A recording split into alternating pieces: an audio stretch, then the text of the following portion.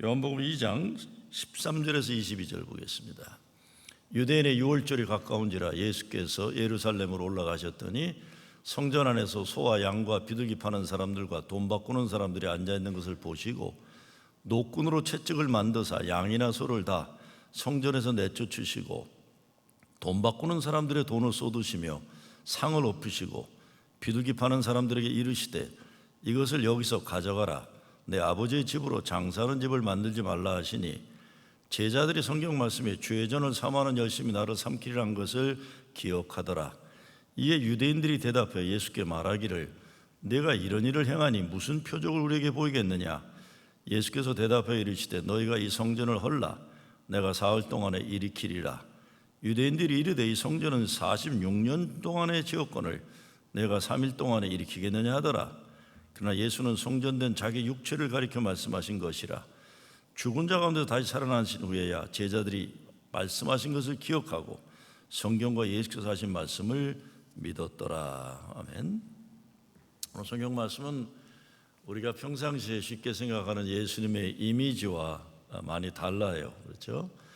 6월절에 예루살렘 성전에 가는 것은 유대인들 특별히 성인 남자에 있어서는 의무이기도 하고 특권인 겁니다. 그래서 멀리서부터 이렇게 재물을 속재물이나 이런 걸 가지고 오는데 이 성전에 들어가면서부터 이 장사꾼들에 의해서 또 성전 텍스 환전상들을 위해서 아주 폭리를 취하고 억울함을 당하고 이런 일들이 비일비재하니까 예수님이 노끈으로 채찍을 만들어 가지고 양과 소를 다 성전에서 내쫓아버리고 환전상들의 테이블을 뒤집어버리고 야단을 치신 겁니다. 이것들을 여기에서 치워버려라. 내 아버지의 집을 장사하는 집으로 만들지 말아라 이렇게 얘기하십니다. 제가 옛날에 신학교 다닐 때 사회적인 문제를 다루는 페이퍼를 쓰면서 라이널드 니보라는 분하고 동생 리차드 니보의 토론을 중심으로 제가 페이퍼를 쓴 적이 있습니다. 그 주요 내용은 딴 게 아닙니다. 사회 정의 실현을 위해서 폭력 사용이 정당화되느냐 안 되느냐 이런 겁니다. 라이널드 니보라는 사람은 6.25 전쟁 때 폭력 사용을 정당화하는 것을 발표하셔서 미군이 한국 전쟁에 참여하게 했던 유엔군이 참여하게 했던 논리를 제공한 사람이고 동생 리차드 니보는 안 된다. 폭력 사용은 안 된다. 6.25 전쟁에 미군이 참석할 수 없다 이렇게 주장했던 그런 형제 신학자입니다. 그런데 제가 신학교 다닐 당시에 남아공화국에는 인종차별 문제가 있고 라틴 아메리카나 한국에는 군사독재 치하에서의 민주화운동의 치열한 그 갈등이 있을 때였습니다. 그래서 폭력 사용이 정당화되느냐 아니냐 이런 논문을 저는 썼었습니다. 그런데 폭력 사용을 정당화하는 논리 중에 가장 많이 쓰는 게 오늘 본문이에요. 예수님도 폭력을 사용하셨다 이겁니다. 그런데요, 저는 반대 의견을 냈습니다. 왜냐? 예수님이 정말 그러시다면 계속 폭력 사용을 하셨어야 돼요. 근데 예수님은 오늘 사건 외에는 이런 적이 없습니다. 그래서 저는 폭력 사용을 반대하는 입장을 논문을 썼던 기억이 나요. 오늘 성전 정화 사건 이후로 아무리 앞뒤를 봐도 예수님 뭐 뒤엎거나 뭐 휘둘르거나 이런 건 나타나지 없습니다. 그러니까 저는 아니다. 폭력 사용 정당화로 오늘 본문을 이용하면 안 된다는 게 저의 입장이었습니다. 그러면 왜 그러셨을까요, 예수님이? 오늘 말씀에 보면 내 아버지의 집을 장사하는 집으로 만들지 말라 하셨어요. 근데 마가복음에 보면은 만민의 기도하는 집을 강도의 소굴로 만들었다고 이렇게 표현합니다. 예수님이 이렇게 하신 목적은 단 한 가지입니다. 성전의 원래 목적으로 되돌려내는 거예요. 예배당이 돛대기 시장 바닥이 되어버린 성전을 기도하는 집으로, 강도의 소굴이 되어버린 것을 하나님의 집으로 원래 목적을 회복하려 하시는 것입니다. 왜 그렇게 예수님이 화가 나셨을까요? 예수님이 분노하시는 내용이 성경에 많지 않습니다.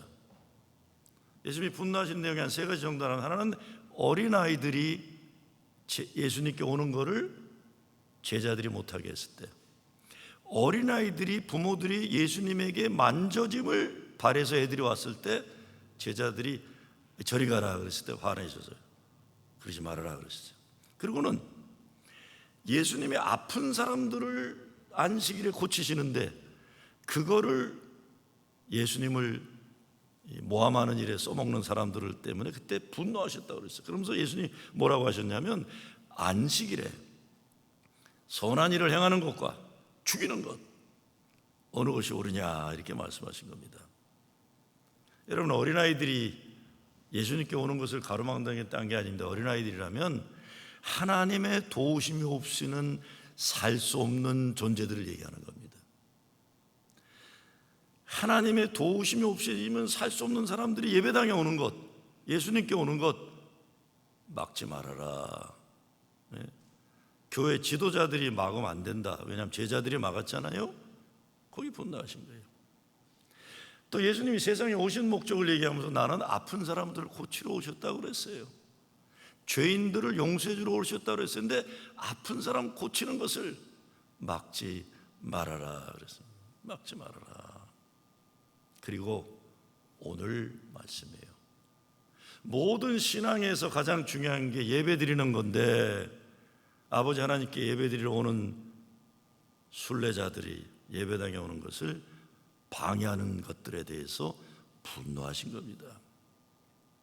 거듭거듭 말씀드리지만 예수님은 모든 사람에게 자상한 분은 아니셨어요. 그렇죠. 못된 헤롯에 대해서 여우라고 그랬나, 여우 자식이라고 그랬나, 또 반민족 로마 제국의 성직을 돈으로 이렇게 샀던 그 부패한 성직 그룹 사두개파다에서도 그랬고, 바리새인들에 대해서도 회칠한 무덤이라고 그랬고 그랬어요. 근데 예수님은 거꾸로 세상에서 버림받고 소외된 사람들을 늘 찾아다니셨어요. 그리고 그 사람들과 함께 먹고 마셨다고 그랬어요. 먹고 마셨다. 여러분, 참 신기하잖아요. 그 사람들하고 먹고 마신 게 바리새인들은 제일 꼴보기 싫었다고 그랬어요. 아니, 남들이 가난한 사람들, 죄 많은 사람들, 아픈 사람들 밥 먹는 게 뭐가 그렇게 보기 싫었나 몰라요. 근데 바리새인들은 예수님이 그들과 먹고 마시는 것보다 쫓아다니면서 아이고, 저 인간들이 어떤 인간인지를 알면 예수님 저러지 않을 텐데 하면서 예수님을 손가락질했던 거예요. 근데 예수님은 그들의 삶 가운데 가셔가지고 사랑과 은혜를 회복해 주시고 다시금 인생에 대한 용기와 소망을 가지고 거룩한 자화상을 가지고 당당하게 살도록 하셨던 거예요. 창녀와 같은 여인들의 삶을 돌려서 교회 지도자로 쓰임받게 하셨어요. 안진뱅이, 나병 환자, 혈류병 걸린 여인 등 병 걸린 사람들 깨끗함을 입고 예배 자리에 올 수 있도록 하셨던 거예요. 그리고 신나게 하나님 창조 세계에 겁먹지 말고 기죽지 말고 쫄지 말고 당당하게 행복하게 살 수 있도록 하신 분이 예수님이셨던 겁니다. 사람 고치는데도요, 남자 여자 구별도 없이 고치시잖아요. 가난한 사람이나 부자나 똑같이 고쳐주시잖아요. 유대인이나 이방인이나 로마 군인이나 인종과 민족 구별 없이 차별 없이 고쳐주시는 거예요. 그런데 그런 예수님이 오늘 본문에 분노하신 거예요. 채찍을 들어 휘두르시는 겁니다. 성전으로 들어오는 것부터 해서 외곽에서는 여자들이나 예를 들어서 좀 이런 데서 이렇게 있고, 그다음에 더 깊이 들어가는데 여기에서 이제 막 물건 팔고 이런 일들이 벌어지는 거예요. 돛대기 시작이 된 거예요. 성전으로 들어오고 성소로 들어오고 지성소로 들어가는 우리 신앙의 성숙한 믿음의 신뢰가 이루어져야 되는데, 들어온 입구부터 돛대기 시작이 돼갖고 오늘날로 말하면 예수 드리는 게 엉망이고 예배가 개판이 되는 현실이 일어난 겁니다. 여기에서 진정한 예배가 없는 거예요. 깊이 지성소로 들어와서부터 하나님께로 나아가는 예배가 아니라 그냥 들어와서부터 밖에서 난리들 치고 복도에서 난리치고 층계에서 난리치고 여기에 주님께 가까이 가는 거에 관심이 없는 이 문제로 예수님은 분노하셨다고 해도 과언은 아닌 겁니다. 오늘 말씀을 통해 제자들은 초대교회 현실 속에서 위기의식을 느낀 거예요. 말씀을 통해, 묵상을 통해, 전도와 선교를 통해, 제자 훈련을 통해, 은혜 받는 집회를 통해 더 깊이 하나님 만남의 지성소를 향한 믿음의 깊이 속으로 들어가야 되는데, 여러분 교회 다니면서 바깥에서 왔다 갔다 하는 사람들이 얼마나 많아요.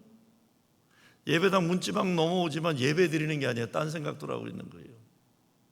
지금 그 문제예요. 교회 와서 이익관계에 자기 무슨 이런 거에 빠져가지고 교회를 돛대기 시장으로 만드는 것에 대해서 이러면 안 된다 이러시는 거죠. 사랑하는 열심 때문에 분노했다 그랬어요. 너무나 사랑하기 때문에. 근데 그게 뭐야? 하나님의 집을 사랑하는 열정이라고 그랬습니다. 근데 하나님의 집을 사랑하는 열정이라는 게 정말 뭡니까? 집도 중요합니다. 우리 현 예배당이 70년 되니까 지붕에 물이 있어서 저기 벌써부터 페인트가 벗겨지고 종탑에는 지금 그래서 지금 우리 재단 이사회에서 어제 기획위원회 들으신 거 빨리 고쳐야 된다. 다른 거 모르죠. 예배당에 물 새기 시작하면 큰일 납니다. 그래서 그렇지만 하나님의 집을 사랑한다는 게 건물이라고 하긴 무리가 있어요. 그렇죠? 건물도 중요하지만요. 그게 뭐겠습니까? 하나님의 집을 사랑한다는 것은 하나님의 집에서 하나님을 만나기 위해 오는 하나님의 자녀들에 대한 사랑이에요. 그 사람들이 성전에 와서 죄의 용서함을 체험하고 마음의 상처들이 치유받고 하나님 사랑과 은혜를 체험하고 구원의 기쁨을 가지고 천하의 가장 존귀한 존재로 인정받고 살아가는 그 사람들에 대한 예수님의 사랑을 말하는 거죠. 그런데 성전에 있는 장사꾼들, 종교 지도자들이 오히려 하나님의 자녀들이 하나님 만나는 것을 방해하고 있다면 주님이 분노하신다는 걸 얘기하는 것이죠. 오래전에 릭 워렌 목사가 이끄는 리더십 세미나를 갔는데 참 중요한 말을 하더라고요. 어떤 교회 부흥의 꿈이나 어떤 비전이나 이런 걸 얘기하기 전에 거룩한 분노를 먼저 가져야 된다 이런 얘기를 했어요. 그 거룩한 분노가 뭡니까? 교회가 이대로 부흥도 하지 못하고 교회가 교회답지 못한 것에 대한 분노를 가져야 된다는 거예요. 빌리그리암 목사님은 잃은 영혼들 구원을 위해서 거룩한 분노를 가졌어요. 어떻게라도 한 사람이라도 전도하는 거에 거룩한 분노예요. 마틴 루터킹 목사님 같은 분은 이 세상이 사람의 피부 색깔로 판단되는 세상이 아니라 인격으로 존중받는 세상이 되어야 된다는 인권에 대한 거룩한 분노를 가지고 계셨어요. 빌 하이블 목사는 시카고에서 교회가 문 닫을 때마다 가서 펑펑 통곡하며 울며 기도했다고 했어요. 하나님, 주의 복음이 증거되어야 되는 교회들이 왜 문을 닫습니까? 주님, 교회들을 살려주죠. 분노했던 거예요. 우리 조국을 보면 문익환 목사님 같은 분은 분단의 현실을 통일을 위해서 거룩한 분노로 기도하면서 울부짖었던 거예요. 우리는 다 거룩함을 위한 분노들을 가져야 된다 이런 거죠. 사실 우리들도 하나님을 사랑해서 하나님의 자녀들을 사랑해서 뿌려진 눈물과 거룩한 아픔과 분노가 있어야 됩니다. 주님 기쁨을 위한 분노예요. 여러분 잘 아시는 안도현 시인의 시 가운데 너에게 묻는다라는 시가 있죠. 너에게 묻는다. 그 시가 어떻게 됩니까? 연탄재 함부로 차지 마라. 너는 누구에게 한 번이라도 뜨거운 사람이었냐 그랬어요. 연탄재가 뭡니까? 허연 거 아니에요, 그렇죠? 허연 거. 아까 저 일부 찬양도 보면 우리 장로님들 머리가 허여서요. 왜 허옇겠어요? 지금 검은 분들도 아마 염색하고 와서 검을 거 내가 다 알아요. 왜 허옇겠어요? 허연이 딴 게 아니죠. 가정을 위해서, 교회를 위해서, 하나님의 뜻을 위해서 자기를 다 바쳐서 타버린 거예요. 허옇게 타버린 거예요. 허옇게. 그러니까 이 안도현이가 연탄재 함부로 차지 마라. 함부로 발로 차지 마라. 너는 누구에라도 한 번이라도 뜨거운 사람이었냐? 한 번도 누구 뜨겁게 사랑하는, 뜨겁게 거룩한 일에 쓰임받지도 못하면서 연탄채, 말하자면 연탄만도 못한 놈이 뭘 그렇게 잘난 체 하느냐, 이런 겁니다. 누굴 사랑하지도 못하고 거룩한 삶을 위해 희생할지도 몰랐던 인간들이 연탄만도 못한 놈들이다, 지금 그 얘기를 하고 있는 겁니다. 한 인생을 살다 가면서 사랑해야 할 것들을 뜨겁게 사랑하다 간다는 것, 참 아름답고 귀한 겁니다. 마찬가지로 우리에게는 신앙생활하면서 주의전을 사모하는 열심 때문에 거룩한 분노를 가져보았는가라는 도전이 있어요. 주의 몸된 교회를 사랑하기 때문에 거룩한 분노를 가지는 거예요. 쓸데없이 화내고 짜증내고 이걸 얘기하는 게 아니라 좀 예수 좀 시시하게 안 믿었으면 좋겠어요. 와서 그런 거 말고 정말 주의 성전을 사모하는 열심을 말씀하는데, 오늘의 주의 성전이란다면 본문에서는 예수님 자신이라고 했지만 사실은 교회와 성도를 얘기하는 겁니다. 교회도 성전이지만 성도 한 사람 한 사람 하나님의 성전이에요. 예수님이 오늘 우리에게 오신다고 할 때 하나님의 성전인 우리들에게 오셨을 때 어떤 종화를 원하실까 하는 겁니다. 여러분, 오늘 본문 나오기 바로 앞에 가나의 혼인잔치의 기적의 사건이 일어나요. 그렇죠? 그게 뭡니까? 갈릴리 가나예요. 가난한 사람, 말하자면 로마 제국의 항거에서 이 민족 해방 군대가 많아갖고 맨날 로마 제국 군대에서 당하기만 하고 곡창지대인데, 군산 같은 거죠. 전라도 군산 같은 데인데 아무리 농사를 잘 져도 일본 사람들이 다 끌고 가는, 그래서 항구가 발달되어 있잖아요. 이런 땅이에요. 말하자면 그런 땅이에요. 아무리 잘 살아도 소용이 없어, 다 뺏기니까. 거기 가서는 물을 포도주로 만들므로 기쁨의 축제를 이루신 분이 이 예루살렘에 오셔가지고는 다 뒤집어 엎은 거예요. 이런 개떡 같은 놈들 다 뒤집어 엎는 거예요. 여러분 잘 생각하셔야 됩니다. 왜 예루살렘 사람들이 무시하던 갈릴리 가나에 가서는 기쁨의 축제의 기적을 일으키시고, 정치, 종교 모든 중심에 엘리트들이 모여있는 예루살렘 성전에 가서는 뒤집어 엎으셨을까, 이런 거예요. 벌써 오래됐는데 김준호 목사님이라고 해서 옛날 제 기억에 퀸저 한인교회에서 전도를 하셨나, 전도사를 하셨나, 두루에서 박사학위 하시고 한국 가서 가르치신 제 선배세요. 근데 그분이 기독교가 변하지 않으면 죽는다 라는 책을 번역했어요. 이 아찔한 제목이에요. 기독교가 변하지 않으면 죽는다. Why Christianity must change or die. 존 쉘비 스폰이란 성공의 감독이 쓴 책이에요. 미국에서도 오래전에 나와가지고 기성교회에 가혹한 도전이 되어 논란이 많았던 책인데, 그걸 김준호 목사님이 번역해갖고 저한테 보내셨어요. 그래서 맨 앞장에 이렇게 썼어요. 김정호 목사님, 한국 정치와 경제는 누군가 지적한 대로 조폭 형태에서 벗어나기 시작했으나 절간과 교회는 여전히 전근대적인 비합리성, 비민주성, 비지성의 온상으로 지통받고 쇠퇴하고 있습니다. 지도자의 합리성, 민주성, 개방성의 원칙만이 사람들로 하여금 열정과 확신을 갖게 하고 새로운 신화를 창조할 것인데, 교회가 여전히 믿을 수 없는 것을 믿는 것이 참 믿음이라 윽박지르고 남들에게서 빌려온 믿음을 그냥 외우도록 만드니 서구 교회들처럼 몰락의 길을 치닫는 것 같아 안타깝습니다. 스폰 감독 말대로 우리 시대가 교회의 마지막이 되지 않도록 대책을 강구해야 할 것입니다. 그래서 벌써 오래전에 보냈는데 그때도 그랬던 거예요. 지금은 더하다고 그러더라고요. 우리 시대가 교회의 마지막이 되지 않도록 대책을 강구해야 할 것입니다.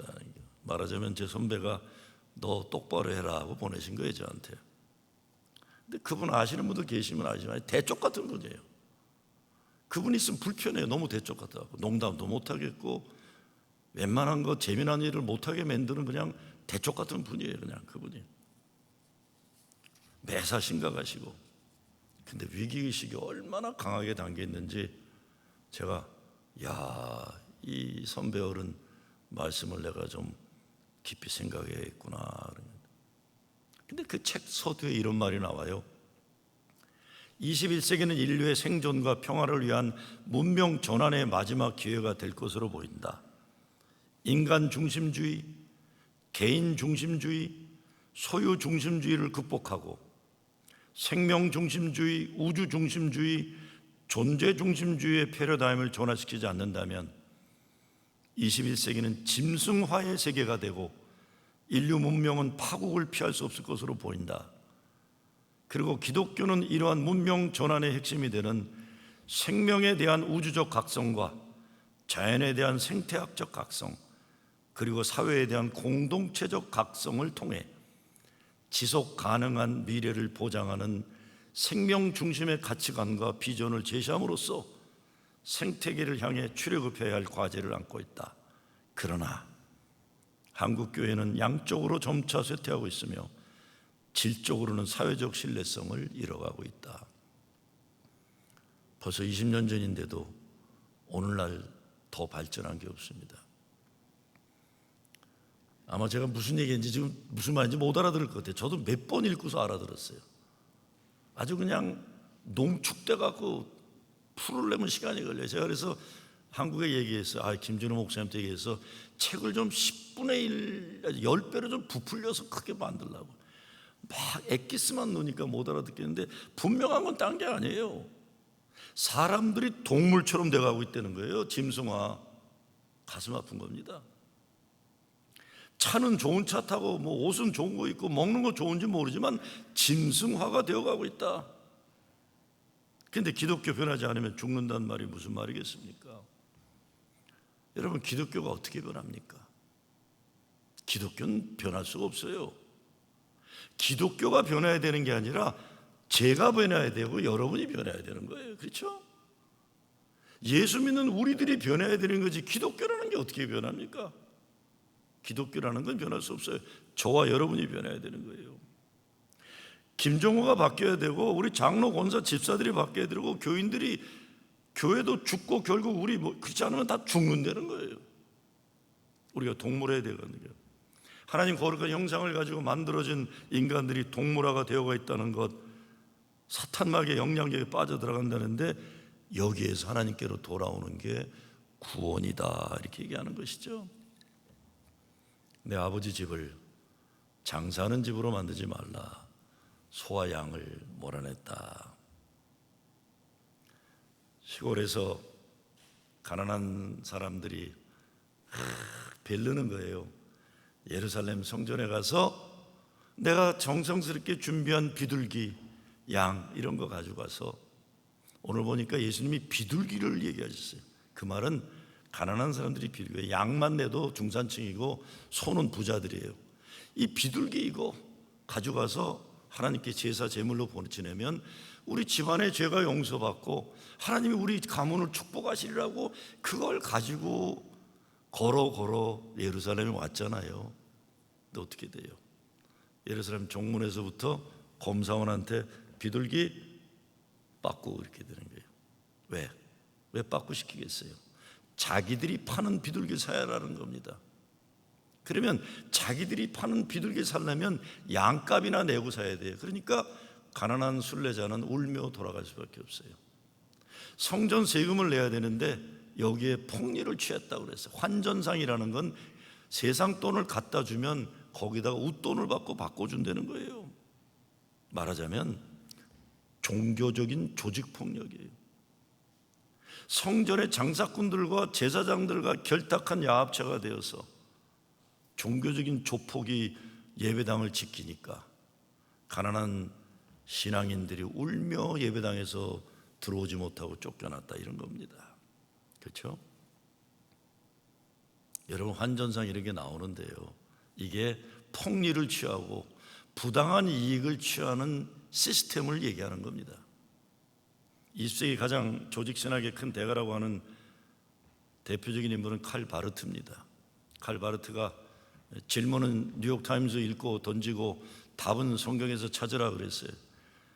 한국에서는 칼 바르트를 자유주의 신학자라고 말도 안 되는 소리를 붙였지만 미국에서는 사실은 칼 바르트는 자유주의 신학자가 아니라 자유주의 신학을 깨트린 신보수주의 신학자예요.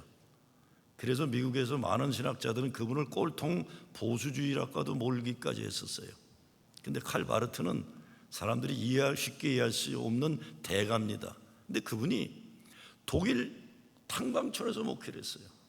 젊은이들하고 목회를 하는데 자꾸 탄광촌에서 일하는 노동자들이 시름시름 앓기를 않나, 몸이 약해지면 쫓겨나지를 않나, 억울함 당하니까 조사를 시작했더니 공장으로부터 회사로부터 부당한 불이한 일을 당하게 되니까 노동조합을 결성한 거예요. 그래서 교인들에게 정당한 권익을 찾아주는 노동조합 운동을 하는 게 되면서 그분이 설교하고 강연에서 제일 많이 쓴 말이 이 말입니다.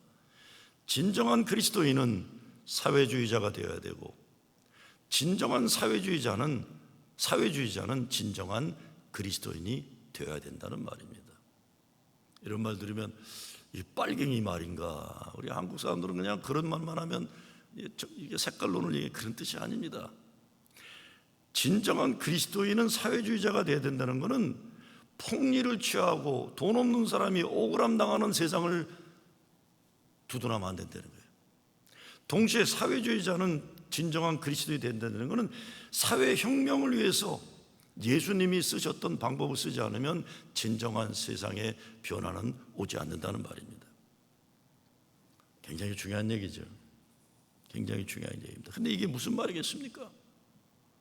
오늘 본문을 생각해 보면요, 하나님께 예배드리기 위해서 먼 길 예루살렘 성전으로 순례온 떠나온 사람들인데 예배당에 들어가는데 빈부차이가 있고, 제가 한번 얘기해 볼게요. 우리 교회 얘기를 하는 게 아니라 그냥 비교를 그냥 얘기하는 예화로, 만약에 프로징 제일교회로 들어오는 교인들이 있는데 주차장이 있잖아요.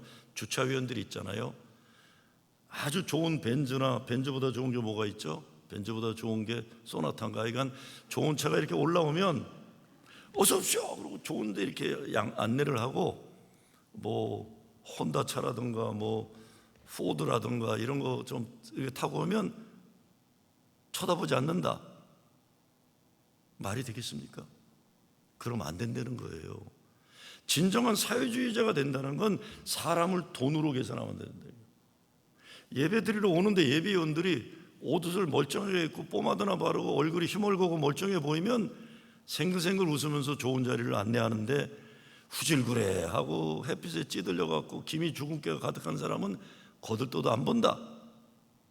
이거는 나쁜 자본주의를 얘기하는 겁니다. 그렇죠? 진정한 사회주의자가 된다는 것은 교회만큼은 모든 사람이 존중받고 인격이 존중받는 평등한 정의로운 곳이 되어야 된다는 걸 얘기하는 겁니다. 교회가 강도의 소굴이 되고 장사꾼들이 설쳐되는 것이 되어버리면 어떻게 됩니까? 예수님 만나러 와야 되는 사람들이 못 만나고 가는 거예요. 예수님 만나가지고 치유받아야 되고 예수님 만나서 이런 영혼들이 구원받아야 되는데 눈물 흘리고 그냥 돌아간다는 거예요. 여러분, 목회하면서 제일 가슴 아픈 게요, 교회 지도자들, 목사나 장로들이 쌈박질 해대고 교회 어른들이 해대고 그러면 꼭 피해보는 건 애들이에요. 예수님이 뭐라 그러셨냐면요, 진짜 예수님이 이렇게 독한 말하는 건 성경에 찾기 어려워요. 뭐라 그래요? 어린아이들을 시험 들게 하면 그런 인간들은 목에다가 연자맷돌을 달아서 바다에 던져버리라고 그랬어요. 와, 여러분 지금 우리 목에 다 뭐가 걸려 있어요 지금요. 아이들이 시험 들게 해서 신앙생활 못하게 한다면 이 어린 것들인데, 그 어린 것들이란 건, 어린아이는 사실은 하나님 없이 살 수 없는 인간을 얘기하는 겁니다. 하나님 없이 살 수 없는 인간들이 교회 와서 예수님 만나야 되는데 그거를 시험 들게 해서 내쫓게 되면, 여러분 교회 와서 쌈박질하고 목사 장로 싸우면 우리 목에 다 연자맷돌 달게 돼 있어요. 하지 마세요. 끔찍하니까. 아직 예수를 모르는 사람들, 가난한 심령들, 하나님 없으면 살 수 없는 이런 인간들, 동시에 전도와 선교를 소홀히 하는 여기에 대한 예수님의 분노입니다. 자기 이익 챙기더라고. 하나님의 것을 소홀하는 삶, 교회나 교단이나 제도적 교회에 대한 거룩한 분대예요. 오늘날 교단들도 도대체 왜 존재하는 모르는 일들을 만들어내는 게 이거 다 연자맷돌 걸릴 수 있는 문제들이에요. 교회가 참다운 교회가 돼야 됩니다. 그 이유는 무엇보다 교인들을 위해서 그래요. 예배드리러 오는 성도들을 사랑하는 예수님이에요. 얼마나 피눈물 나는 노력이면서도 특권이고, 야, 내가 하나님께 예배드릴 수 있구나, 내가 오늘 예배드리고, 우리 성도 중에 그래도 목사님 저는 할 수 있는 게 열심히 벌어서 11조 내는 것뿐인 게 죄송해요. 그래서 그분은 그래요. 목사님 헌금 기도할 때 꼭 저를 기억해 주세요. 우리 교인들 중에 아는 분들 아세요? 여러분 한두 분이 아니세요. 제 헌금만큼은 목사님이 기도하고 헌금해 주시는 분들이 계세요. 왜? 마찬가지예요. 이게 내가 이렇게 힘들게 버는 거 가지고 하나님께 드려진다는 거에 대한 엄청난 특권과 거룩함을 가지고 살아가는데, 이걸 성전 앞에서 빠꾸시켜버리고, 야, 이거는 예수님이 분노하지 않을 수 없는 거죠. 여러분, 교회에서 상처받아 분들 계시죠? 교회 상처가 얼마나 커요. 벌써 오래전인데 장로교 목사 한 친구가 저를 데려왔어요. 하더니 오우, 닭똥 같은 눈물을 뚝뚝뚝뚝 흘려요. 그러니까 최일도 목사님하고 동기예요. 왜 이렇게 닭똥 같은 눈물을 흘려? 그랬더니, 김 목사님, 나는 어른들이 교회에서 싸우는 건 아무 문제가 없어요.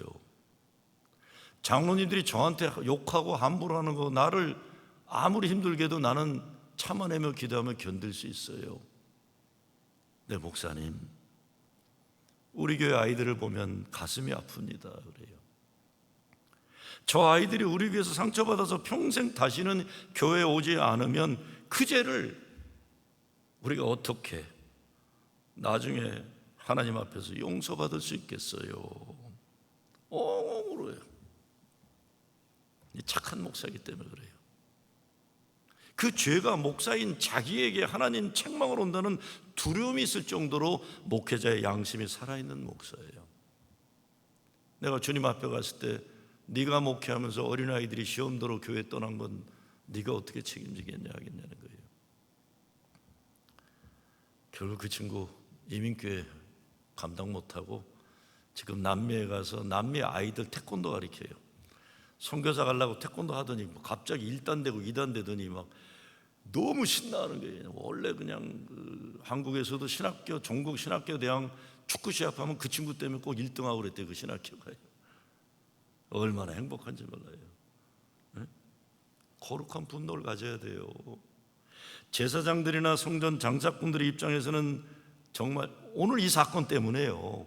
참 오늘 사건이 중요해요. 이것 때문에 로마 제국으로부터 독립을 하려던 열혈심 당원들은 와, 저 사람이 우리가 내세워야 될 지도자인가 보다 이렇게 했고, 그 순간부터 사두개파들, 바리새파들은 저 예수 죽여야 된다는 걸 생각한 게 오늘 사건이에요. 사실은요. 여러분, 일반 가난한 순례자들이 그 입장에서는 야, 속이 다 시원하다. 야, 아직도 하나님 살아계시구나. 아직도 정의는 살아있구나. 이렇게 되는 거예요. 우리가 교회 와서 이렇게 소름당하고 예배 드리는 게 이렇게 정말 기주고 드려야 된다는데, 이제는 저분 예수는 우리들의 아픔을 알고 계시는구나. 그렇죠? 우리들도 마찬가지입니다. 내 성전 정화의 작업은 힘들어요. 그러나 정화되어야만 기쁨이 있고 하나님이 나를 세우신 목적이 회복되는 겁니다. 오늘 제목이 무너져야 세워진다고 그랬잖아요. 저는 정말 그걸 믿습니다. 여러분도 그러시겠지만 제 인생에도 무너짐을 경험할 때가 많아요. 야, 이게 무너지네. 내가 쌓아놓은 것들이 이렇게 하루아침에 무너지네. 야, 억울하고 분하다. 그런 경우 있잖아요. 근데 저는 죄송합니다. 저도 어느 정도 60 중간까지 살아보니까 무너지는 게 두렵지가 않아요. 왜? 제 인생을 보면 내 인생에 무너졌을 때 반드시 하나님이 새로운 것으로 세워주시는 은혜의 역사가 있었기 때문에 그래요. 무너지는 걸 두려워하면 나를 무너뜨리는 사람들이 더 신나해요. 저는 무너지는 걸 두려워하거나 그러지 않아요. 그 이유는 무너져 봐서 그래요. 무너져 보고 나니까 꼭 하나님이 세워주신 역사가 있는 거예요. 그러니까 성전 정화를 두려워하면 안 됩니다. 교회가 새롭게 되는 걸 두려워하면 안 되는 겁니다. 목사가 목사다워져야 되고, 장로가 장로자가 되고, 교인들이 교인다워지는 이것이 두려우면 안 돼요. 하나님이 날 새롭게 하시는구나. 그것은 무엇보다 오늘 나의 예배를 방해하는 내 속에 있는 성전 장사꾼들과 같은 것들은 무엇인가, 이거를 정리해 나가야 되죠. 예배드림이 우리에게 큰 새로운 생명을 주는 겁니다. 어떤 사람이 꽃을 보더니 자기는 일을 열심히 하는데 꽃이 하나 이쁘게 피어 있으니까 꽃한테 이렇게 질문을 던졌대요. 너는 하나님을 위하여 여기서 무엇을 하고 있는 거냐? 너도 좀 나처럼 열심히 일할 수 없냐? 그랬더니 꽃이 이렇게 얘기하더래요. 미안합니다. 저는 아름답기 위해 그냥 여기에 이렇게 있어야 합니다. 그랬어요. I am here just be beautiful. 그래요. 제가 이렇게 교회에서 보면요, 특별히 연세 많은 분들, 연세 많으니까 말하자면 헌금도 잘 못 내는 분들 계세요. 어떤 분들 꼭 그래요. 아이고 목사님, 저는 도움도 안 되고, 아침에도 어느 수요일날 암 수술 받는다는 권사님 기도해 드렸더니, 아이고 목사님, 저는 도움도 안 되고, 목사님한테 하나 도움도 안 되고. 그게 몰라서 하는 소리예요. 제가 솔직히 말씀드릴까요? 전 여기 서 있으면 다 보여요. 그런데 그 자리에 계셔야 될, 그 자리에 그냥 아름답게 계셔야 될 권사님이 그 자리에 안 계시면요, 목사는 마음이 그 다음부터 흔들리기 시작하는 거예요. 그 자리에 꼭 있어야 될 장로님이 그 자리에 안 계시면 돈을 많이 내건 일을 잘하고, 이게 중요한 게 똑같습니다. 예배라는 건 하나님이 보실 때 내가 사랑하는 내 아들 내 딸이 그 자리에 있어야 되는데 여기 없구나. 여러분 부모된 분들 다 알잖아요. 저는 할아버지가 되니까 그래요. 할아버지가 되고 보니까 뭐 내 손주가 뭐 저 바라는 건 딱 하나예요. 이놈이 언젠가 입을 열어서 그랜파 말 한마디 해주길 바래요. 그랜파. 더 욕심 부린다면 한마디 더 배워서 I love you 그랜파 이러면 난 더 바랄 게 없어요. 내 유산을 다 걔한테 주고 말 거예요. 저는요. 여러분 예배를 내가 잘났고 못났고 그게 중요한 게 아니에요. 나는 하나님을 위하여 그 자리에 아름답게 존재하는 예배자로 있는 그것이 가장 중요한 겁니다. 뭐 대단한 일하고 뭐 이게 중요한 게 아닌 거예요. 이게 예배입니다.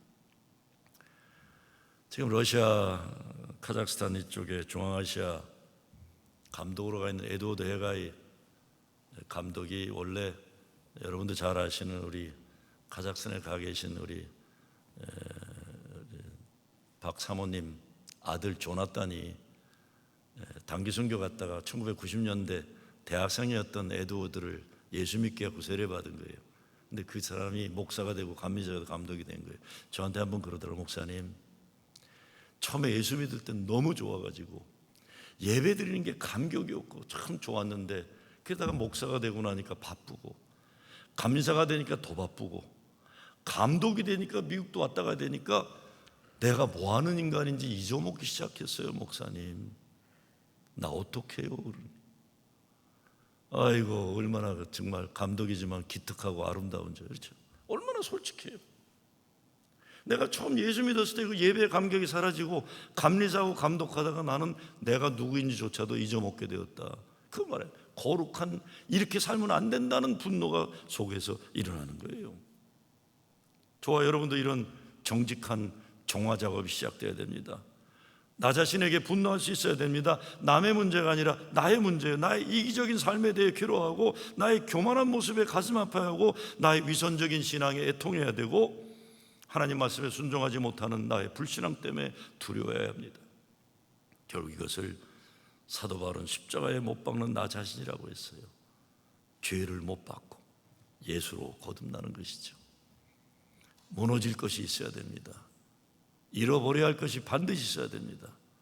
그런데 주님 안에서 주님 사랑하는 거룩한 분노를 가지고 무너뜨리고 잃어버리고 포기되는 것 같지만 반드시 하나님이 우리를 새롭게 세워주시는 큰 은혜를 체험하는 여러분 되시길 주의 이름으로 축원합니다. 감사합니다. 하나님, 무너져야 할 것들 다 무너지게 하시고 예수님의 사랑과 은혜로 다시 세워지게 하여 주시옵소서. 예수 그리스도 이름으로 기도드리옵나이다.